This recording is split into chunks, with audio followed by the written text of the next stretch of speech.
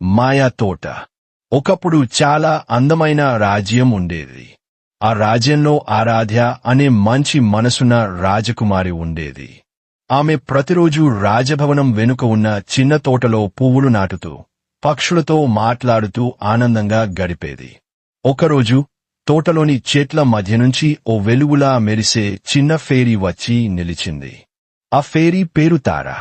తారా చెప్పింది, ఆరాధ్య, నీ దయతో ఈ అడవి పునర్జీవించింది.